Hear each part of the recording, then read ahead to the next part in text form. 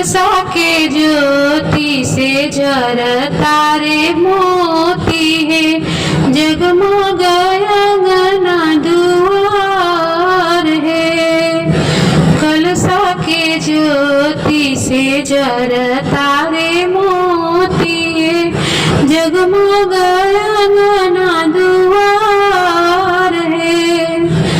गह गह करे आजू घर आंगनैया है, जुटल बगुआ जवार है।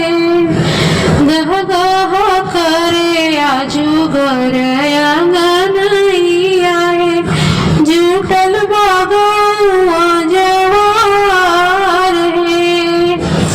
कलसा के ज्योति से झरता रे मोती है, जगमग गौआ अंगना दुआर है।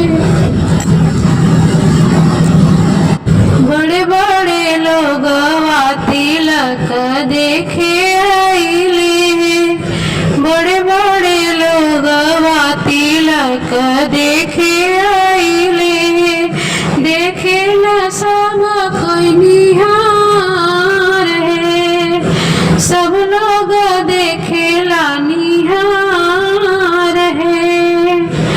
लमहर अजूरी पसरी है अपन दुल्हा, लमहर बनवा तुहार है। लमहर अजूरी पसरी है दुल्हा तू, लमहर बनवा तुहार है। लमहर बाटे तुहरा बाबूजी के नमवा है, लमहर बाटे तुहरे भैया जी का नाम है। लमहर बाटे तुहरे बाबूजी का नमवा है, लमहर बाटे तुहरे भैया जी का नमवा है। आहे लमहर कुल खानदान है, आहे लमहर कुल खानदान है।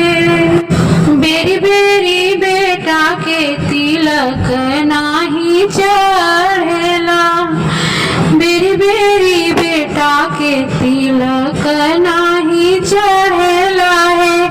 जानेला सारा संसार है, बेरी बेरी बेटा के तिलक नाही चढ़ेला, जानेला सारा संसार है।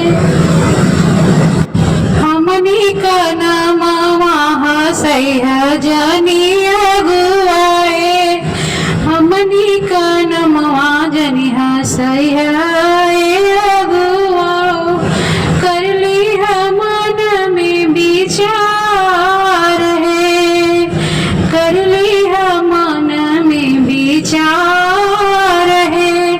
आहे कैली मन में विचार है।